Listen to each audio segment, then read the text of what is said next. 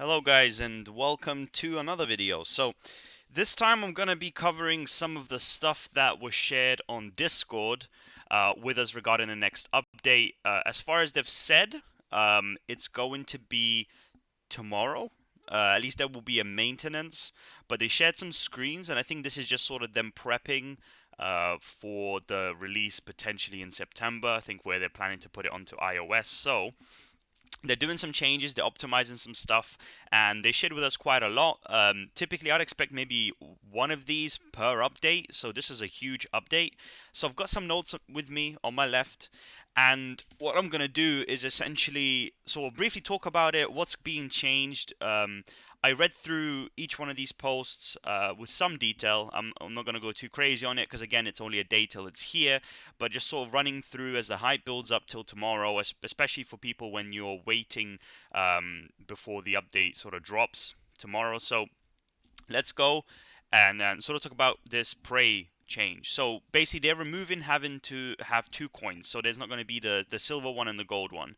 And what they're basically going to do is put it all into one pool and upgrade the rewards, which will probably result in some changes where maybe the rewards are not, at least in the beginning, maybe not as good as they will be just on golds, but they're not as bad as they are on silver, but maybe reducing the amount of silver coins you get or just making them a bit more exclusive, maybe even some changes to the bounty system around that to make it where maybe 7-star gives you more and maybe 6-star or 5-star is required to hit those coins now. We don't know those exact changes, but that's basically what they're saying. In regards to milestones, that's actually being changed. So they're removing the milestones, which I think were pretty bad in my opinion. So the ones for the gold coins weren't exactly that great, especially how much time you have to put into it. Some people playing for a month or two may only have 50 gold coins put in, so it is quite underwhelming when you look at the amount you get.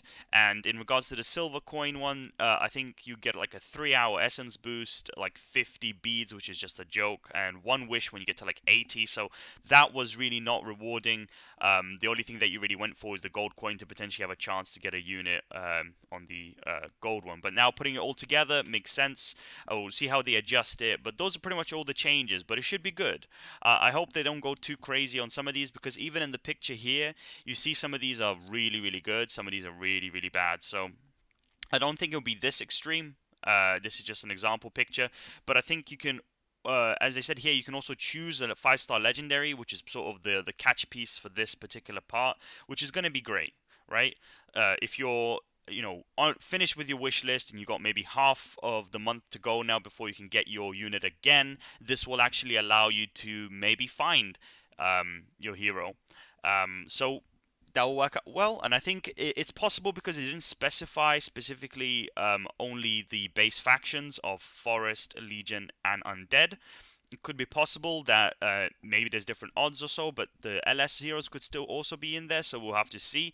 Maybe it's the same ones that were always there before. Maybe they'll just add all of them and with adjusted sort of percentage chances allow us to just commit maybe double the amount of coins to receive a light unit or a dark unit or shadow. So yeah, that's basically the first part. I'm not going to try and take too long with this because I know it would take a while if I keep talking too much, but I've got my notes to help me, so we'll carry on. So this is, I think, a good change. We'll move on. Right, the next one is runes. So you can't merge runes anymore or recast them, but you can upgrade runes directly. So you also unlock more improvements as you upgrade those runes, which is also nice, which means you can commit to a rune and make it stronger.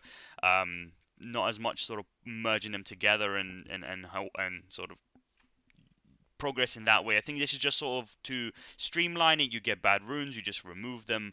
I think this could potentially, I can't be certain, but I think if you can't select what runes you want, you're gonna have to actually wait to get those runes before you can upgrade them. But it means that once you get them, they are there, and then you can go proceed. This also probably means that there won't be purple runes the same way, because I mean it's possible, but I feel like you don't get purple runes straight up so often that without recasting, you're basically going to be stuck not having the purple runes. So if you're able to maybe make them, just in case that's the case, that's possible. If I missed something on the text, then I apologize. Maybe that's the case. But from what I read so far, I believe that because you can't pick what runes you have. unless you can craft them from the menu so you can make it outright. That's also possible. But yeah, this I think is a good change. The rune system right now is not bad, but if it means, like recasting at the moment is so expensive and you basically get barely any dust, so making it where if you have a good rune that you really really like, you can just commit to it. So it's a really nice sort of progression system. You know exactly when you're gonna potentially get to where you need to be. Same applies to, for example, in Abyss. I feel like the Abyss store and buying red gear as an example, that's something that allows you to always think of when you're going to get that gear and get stronger without maybe even having to get to the stage where it drops idly in the campaign. So this is just, I think it's a good change. I think we'll like it. We just have to see how all the upgrade system works and how long it will take to actually upgrade something, because if something starts at green and you can't recast, and you're going to have to look for other ones, and the upgrade cost is like the same cost as an upgrade in a blue or close, or just completely not worth it, then are we going to be sort of in this position of where we've got to take a gamble of upgrading something and then potentially down the line picking up another one and say, oh, what do I do now? So it looks like from the screenshots that there's a lot of systems. You can enhance stuff, get stronger, and the actual buffs, as you can see here in the fixed attributes, they're really really high. So I think going from low to high is like a huge boost. So hopefully we can upgrade a lot, because as you progress through the game, you get to the stage where you consistently end up having more and more heroes. When you do your base 5, then you're pretty much waiting to get copies of them, which means that all the extra fodder goes into other heroes, so they power up over time. If we're going to find it difficult to get multiple good runes, those heroes get left behind. And I think because there's always heroes to upgrade, always something to strive for, because it's quite difficult to get everyone maxed out, because even people that have been playing for a long time basically have maybe 2.5 lines at most of 11 stars, and then the rest is just extras. So this could be great. We'll look forward to it, see how good it is. And I'm also looking forward to any other changes they make, maybe the passives, to maybe give new light to new heroes. So I think somebody may have mentioned an immortality rune or something like that, which would obviously make heroes I think is Celia, right, that removes the invincibility buff. If there's any rune changes to things like that, this could give life to tanks that would otherwise not have been as good before. Put down the value of something like Lionel, put up the value of Eric and Cardinal, and also give some life to, like I said, the weaker warriors. We have to see what changes they make and what new runes they may implement. That's possible. Some of the art's different as well. So we'll see. We'll see. Moving on.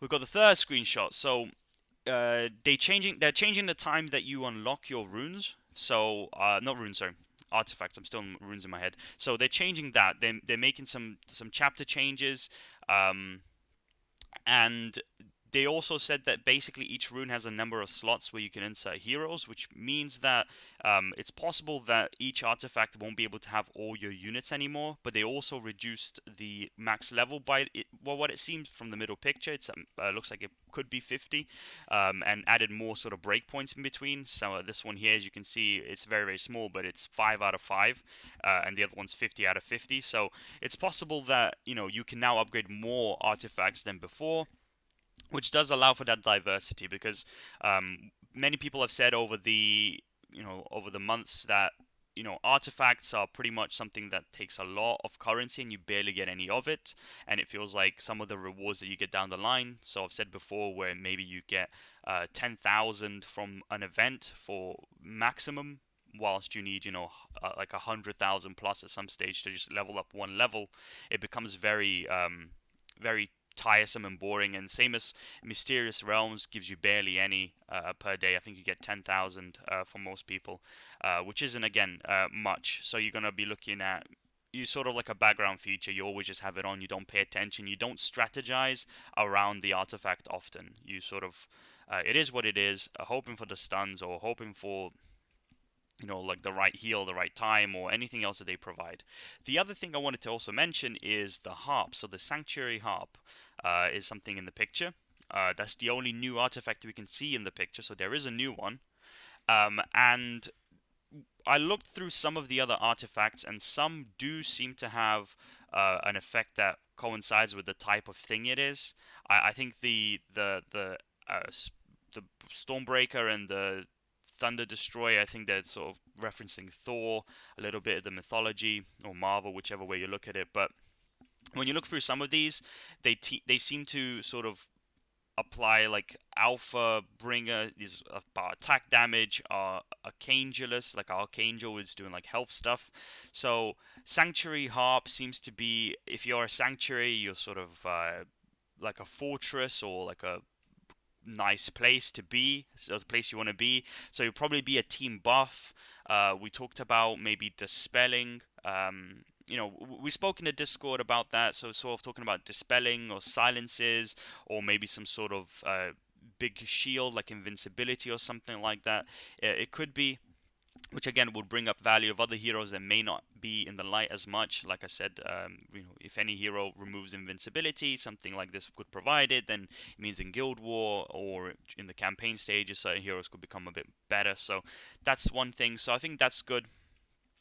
And looking forward to it, see how it all turns out. But so far, artifact changes as long as the currencies are, as long as the currencies are actually not too hard to get and you can level up multiple and strategize your team around different artifacts, it could be quite useful. Because I said before that with the advanced arena as well as Guild War, you end up having multiple teams, and it just feels pointless just putting in basically level 1 artifacts to all but maybe 2 teams. So it would be nice, hopefully that's what they do. To also reflect on this image, we seem to have new icons, which means that this update will also actually have some sort of polish. So if you didn't like the previous icons, there we go. We've got new ones as you see at the bottom here. There's also a new currency, which I don't know where it applies. It could just be the breakpoint, or maybe that's to put the heroes in. They have a cost or something. I'm not sure. But as you can see here, you're still using gold and you're still using the same artifact currency, but there's a new one down here with these little daggers. So we'll see what that represents. But it looks like, it's a bit like Blessing Temple, slotting heroes in. We'll have to see. And also, I think attributes are here for just the base, and then you got the skill, and the skill probably will be leveled up from that. So, yeah, let's move on to the next one. So this is the Oracle Crystal change. So let's see, this is the 4th screen. So yeah, so this is in the archive. I think they said that somewhere in here. I think it's in the archive. I read it in here. I wrote down the notes. Now I'm doubting myself. But regardless, it's a feature that's been released that basically buffs up classes. It releases chapter 19, or it gets the update to do all classes at that point. But you basically just got to get to a certain stage, and everyone will just be powering these up. There's probably going to be some paid stuff that you could buy to help you upgrade this. It just seems to be the case. But as you can see, it features all the classes, not factions, and you just power it up. And I think maybe each one specifically can be chosen. Not certain, but it seems to be good. I like changes like that as long as it's not tiresome or boring. Apparently, you can reset this for 300 gems. I'm hoping that it's not something that you have to do consistently, because if the power up from it is so huge that if you end up facing your endless trial, and now your team in endless trial in the forest section is mostly assassins because that's what you built. If you have to keep resetting this for 300 and redoing it over and over to optimize things, I think like if that ends up being such a strong buff and change, it could be a place you end up sinking your resources into.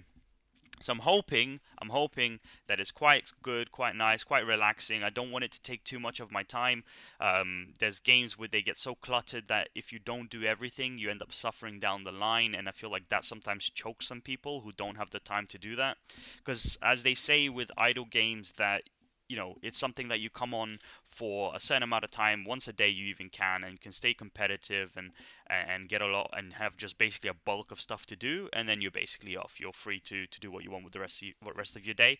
If there's too many changes or too many things you've got to press and do, some people may get turned off by that, because when you start missing things, you start feeling like it doesn't really matter, and then slowly you sort of drift out of the game. So this feature, hopefully it's good. So it's apparently each class crystal contains 3 class skills. So these are specific to the classes, which are referring to like assassins and rangers and priests and warriors and mages. I don't know what I said, but anyway, so it should be good. Should be good.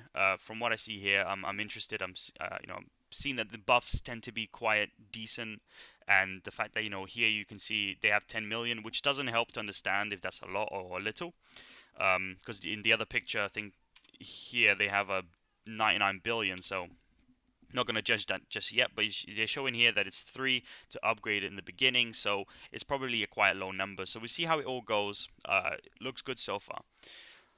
Alright, next is basically screen 5 and 6. So this is the long list of things. So I read through this, took down some things of note. There's a lot of things in here that you are not as huge, but some things I wanted to mention that caught my eye and thought, oh, this may be needed. So the artifacts feature mentioned before in the previous screenshots, that's going to be apparently in the game on this update, as well as all the other stuff that we've seen before. It literally says here that optimize the room page, the artifact feature, the prey portal. This is why I said the orb thing is this. But they're doing a lot of stuff like they're having the guild tech changes, so they're going to have exclusive guild tech technology points basically, which which is good because previously the store that you would use your guild coins on was basically pointless, and there was no point of it existing. There was one to use the stuff that you use for your guild tech. It's just bad. You will hurt yourself in the game quite a lot if you do that. So it's good that they separated it too, because the other one was redundant, or not redundant, but like just pointless. It's sort of like a pain. It's if no one pays attention, doesn't think guild tech is as important, or doesn't realize guild tech refers to themselves, and they're hoping that their teammates upgrade, which is why I thought initially that it was going to be like a guild funded part of the game, but that's not the case. So it's good to sort of separate those, and maybe means that guild tech, you may be able to upgrade things easier. Who knows? We'll see. I hope they also reduce the cost of resetting, because some people commit a lot to it, and it's quite a big hit to reset this. Sometimes where I've put in 14 points into it, I want it back. It's not a huge investment, but I'd rather have it back, and paying that much gems is just not a good fit. But they also optimize hero skills as well as runes. They're also having material changes for awakenings, which is going to be interesting. And apparently you get the difference through the in-game mail. So we'll see what they're changing. Maybe they're changing the bead cost, maybe the gold cost. I don't know exactly what they're going to be making changes on, but we'll get the currency back. So at the very least, if you are maybe ahead and you spent money on certain aspects of the game, like getting more beads or getting something else, whatever the change may be, whatever you spent to get that, you'll get it back. And by this, from the wording here, I'm assuming it's a reduction in cost of something, because otherwise they wouldn't say you get it returned. Otherwise they would basically just say they're optimizing it, and you get what you have, and good luck. Good thing that you got ahead, because now everything's going to be more expensive. Same thing, with the campaign when they introduced the extra bosses and stuff. That's something that if you got to stage 38 because that feature wasn't there, well done. You don't have to repeat the stages again, but the ones before, you have to catch up with a much bigger wall to get through. So they're also talking about changes to the Holy Fountain of Life for the light and shadow. Remove the milestone points. I don't know what that refers to. Is that just trying to get from 1 to 100? Points currently possessed will be converted at a rate of 1 to 100. I don't know what that refers to, but if I don't know what the milestone refers to. I don't want to say anything that could be wrong, but I'm assuming if they're removing these milestones and you're 49 out of 50 on your Holy Fountain, maybe consider finishing it, because if it's conversion rate of 1 to 100, does that mean you get 100 gems for each one you've invested? And getting 4,900 back is not worth the amount of gems you may have put in by now. So I don't know. I want more clarity on this, because I don't know what milestone points they're referring to, and I'm kind of worried. When you mentioned the Holy Fountain of Life, so that's the seed thing, right? I'm not mistaken. I'm not wrong, I'm hoping. But if that's what they're doing, I'm kind of worried. So we'll see what this turns out, but I'm going to try and finish my Legion investment as soon as possible today, before that happens, just in case there's this going on. They're also improving the login bonus, which is a huge one. So the login bonus has been sort of a bit crap.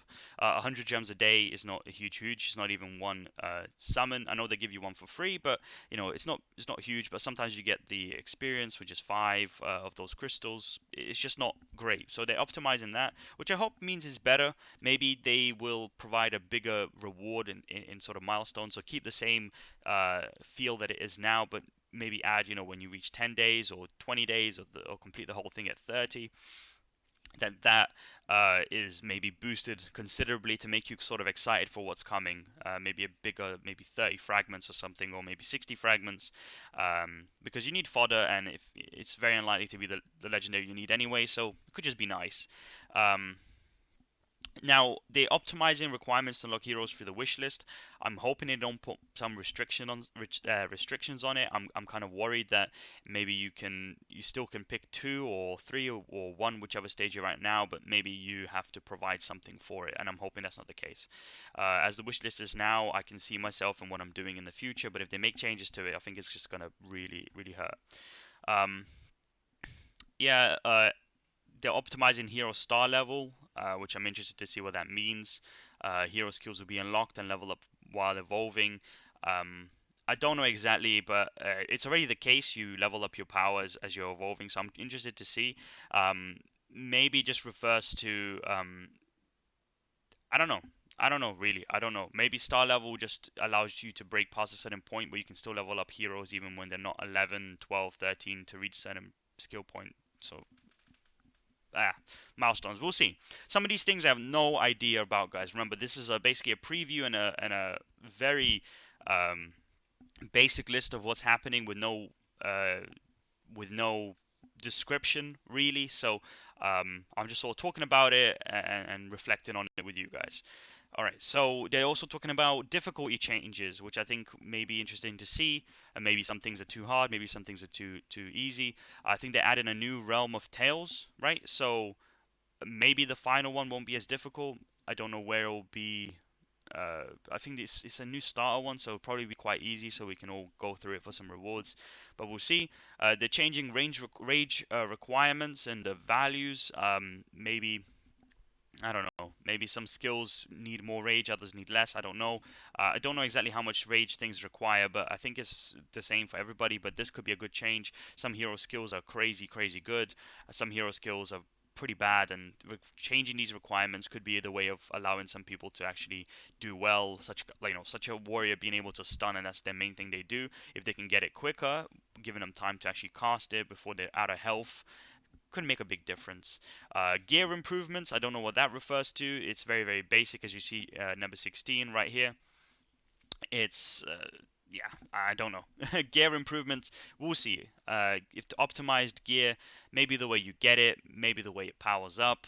Maybe they found it redundant. Maybe it allows you to set a cap of how much you want to go in terms of the upgrade. If you want to just select purple or lower, don't want to even involve orange or red with the quick select button. I don't know what they'll do, but that's been changed, which is interesting. Um, and then filter changes. What was I looking at for that?